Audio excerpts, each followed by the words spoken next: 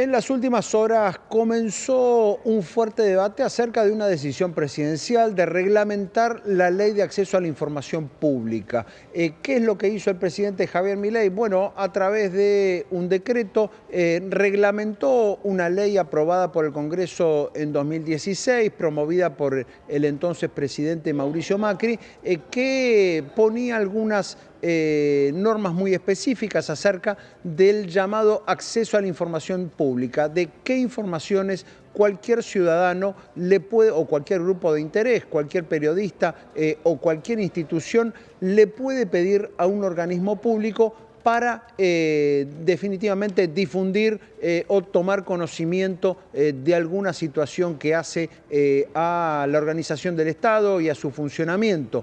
Bueno, allí hubo una modificación del gobierno de Javier Milei y desde luego encontró mucha polémica al respecto. Vamos a hablar de esto con un experto, con el abogado constitucionalista Diego Armesto, que ya está en línea. ¿Qué tal, Diego? Gracias por atendernos. ¿Cómo está?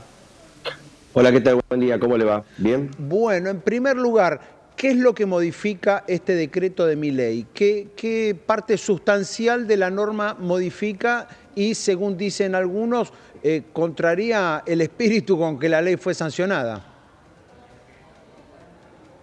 A ver, lo que hace la ley específicamente es modifica todo lo concerniente al objeto de la ley, que esto es lo más grave, es decir, el acceso a la información pública, como todos los conocemos, empieza con una redacción de negación, es decir, el derecho que, porque acá hay una cuestión que nadie sabe, vos recién decías los periodistas, pero bien dijiste todos los ciudadanos, el acceso a la información pública es un derecho humano fundamental establecido en la Convención Americana de Derechos Humanos, que lo que hace es que en cabeza de cada ciudadano está la facultad de saber. Entonces, cuando vos no tenés la facultad de saber, te quitan ese derecho, es lo que está haciendo este decreto. Entonces, la primera cuestión, modifican el espíritu de la ley, que es el artículo 3. En segundo lugar, modifican el artículo 32, que es la buena fe. Es decir, te transforman que toda aquella persona que quiera tener acceso a saber, si el gobierno cree que vos estás molestando en su esfera privada, te puede iniciar una acción judicial por abuso del derecho. Claro, o sea, Entonces, ¿quién evalúa claro, qué es un pedido de buena fe y qué es un pedido de mala fe? en realidad con la ley que se sancionó en el 2016, ese pedido lo terminás haciendo vos como ciudadano, como periodista, de lo que vos querés saber. Ahora con este decreto se cambia la pelota, es decir, automáticamente la pelota pasa al gobierno, el gobierno del color que vos quieras, Sí. y automáticamente es el titular de ese organismo que te va a decir, ¿sabes qué? Vos estás abusando del derecho, te voy a iniciar una acción judicial por abusar del derecho. Esto lo que hace es limitar y que a todo aquel que tenga ganas de averiguar algo, deje de averiguar. Entonces, todo tiene un correlato igual, es decir, me parece a mí que es una supresión de libertades, es un ataque directamente a los derechos fundamentales de las personas, que son usados o no usados por todo el mundo, pero todo aquel que lo quiere utilizar automáticamente tiene que tener la posibilidad de acceder a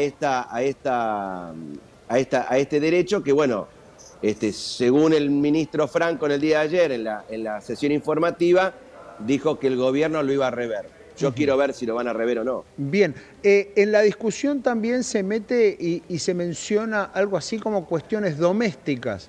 Entre ellas, una cuestión que está muy en boga, que es quién ingresa y quién no ingresa a la Casa de Gobierno o a la residencia presidencial de Olivos. ¿Qué pasa con ese punto?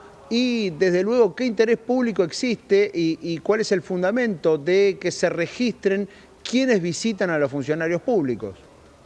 Bueno, en el fallo de la Cámara, porque acá hay una cuestión también que el gobierno está desatendiendo, que es la jurisprudencia. La Corte Suprema de Justicia de la Nación, la Corte Interamericana de Derechos Humanos, desde Club Reyes contra Chile, la Corte Interamericana de Derechos Humanos revalorizó el concepto de acceso a la información pública y la Corte Suprema lo receptúa a partir del fallo ADC, el ADC contra PAMI, CIPEC contra el Ministerio de Desarrollo Social, Manuel Garrido contra AFIP, y uno muy reciente, que fue un fallo que yo participé como abogado, que es Banfi contra Poder Ejecutivo Nacional, que la Cámara Contencioso Administrativo define el interés público. Y el interés público no lo define un decreto o una ley, el interés público lo define el ciudadano.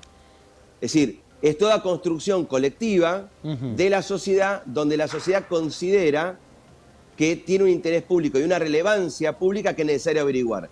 Si no fuera así, nunca nos hubiésemos enterado de las cosas que hacía Alberto en la residencia Olivos. Claro. Entonces pareciera que... Por eso allí estaba el punto, que el gobierno lo denomina cuestiones domésticas, pero digo, también hace al interés público algunos aspectos, tal vez no todos, de la vida personal de los presidentes o los ministros o los funcionarios de relevancia. Y también, desde luego, es muy relevante saber quién ingresa y quién visita, un empresario, un lobista o quien fuese, quién visita a los funcionarios. Bueno, fíjate que las primeros que saltaron son las sociedades civiles, las asociaciones civiles, y una de ellas es Poder Ciudadano, que fue una de las primeras que pidió acceso a la información para saber los ingresos al hotel cuando el presidente Milei, el actual presidente, vivía en el hotel Libertador. Entonces, a vos lo que te permite el acceso a la información también es una lucha abierta contra la corrupción y aparte lo que abona es la transparencia. Si vos no tenés transparencia, es decir, vos hay una opacidad, el gobierno republicano automáticamente desaparece. Y esto es lo que, desde mi punto de vista, el decreto es lo que está llevando adelante. Bien. Pero bueno, habrá que esperar la promesa del ministro jefe de gabinete que dijo que iban a tratar de rever la situación en el decreto que sacó el Ejecutivo. Bien, esta ley de acceso a la información pública había sido sancionada en 2016. Durante el gobierno de Alberto Fernández había tenido modificaciones. De Mauricio Macri. No, está claro, Mauricio pero digo, Macri. Sí, de Mauricio Macri, pero digo, el gobierno posterior, el de Alberto Fernández, ¿introdujo alguna modificación, alguna reglamentación nueva? No, o sea, está como la había sancionado Macri en 2016. Exacto. Okay. Y su decreto reglamentario 260/17. Bien, es decir, pero todo en el gobierno de Macri, digamos, Alberto no la tocó.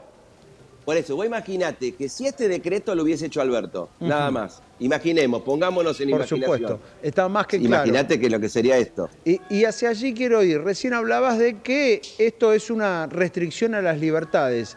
Allí, Diego, le pregunto lo que le preguntan siempre a los abogados. ¿Esto es regla o es excepción? ¿Ve una tendencia en ese sentido o es una excepción dentro de un gobierno que se autodefine como muy liberal que haya una restricción de esta clase? Yo creo que yo lo tomaría como una excepción, porque a vos acordate, vamos a un ejemplo práctico, ¿no? Es decir, yo voy a preguntar sobre ponerle que ustedes fueran un canal público y pregunto qué hace Canal E con los fondos y quién ingresa y quién egresa.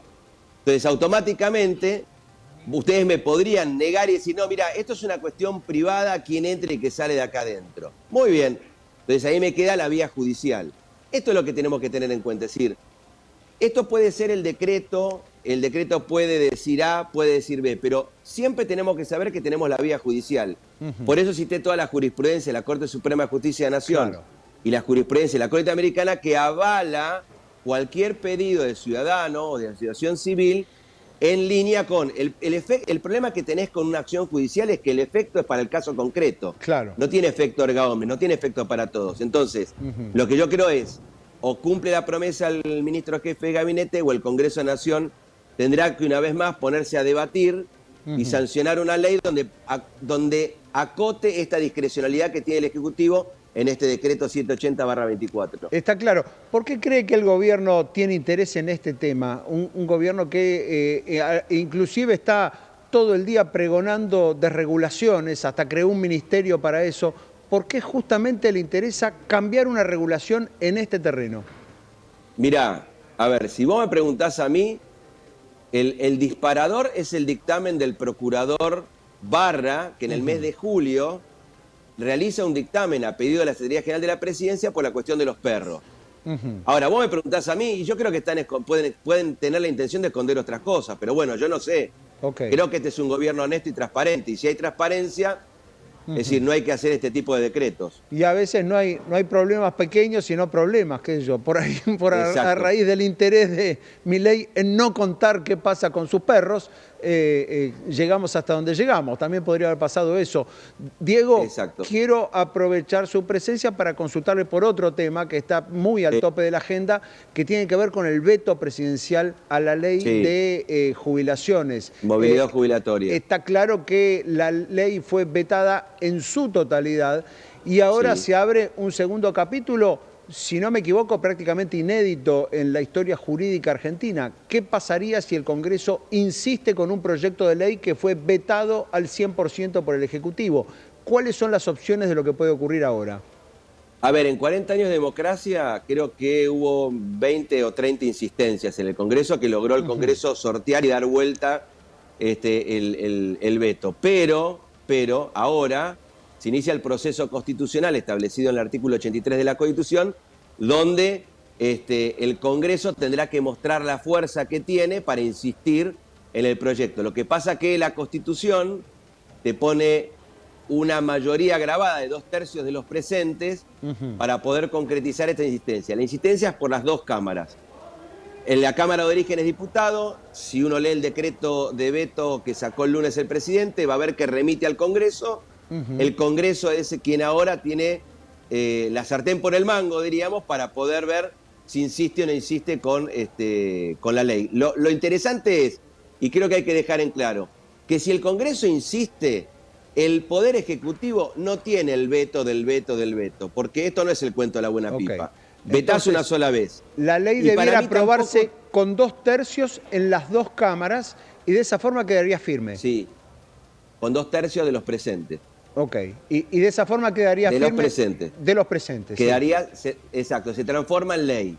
El Ejecutivo lo que tiene que hacer ahí simplemente es acatar lo que dijo el Congreso, porque es uno de los tres poderes del Estado. Y yo, mal que le pese a mucho, el artículo 1 dice que vivimos en un Estado representativo, republicano y federal. Entonces vivimos en una república. Si leen el artículo 1, por lo menos van a entender un poquitito más. Bien, está claro. Y vuelvo a lo de los antecedentes. ¿Hubo ya casos en la historia, digamos, democrática reciente, de casos de insistencia? ¿Hubo leyes vetadas por el Ejecutivo que fueron reaprobadas, por llamarlo de algún modo, por el Congreso?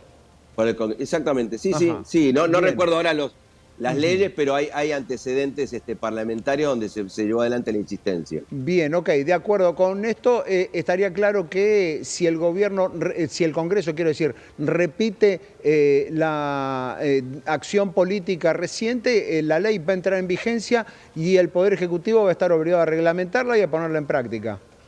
Sí o no, y ahí te abre la vía judicial para que los viejitos recurran al órgano jurisdiccional para y hacer cumplir la ley. como...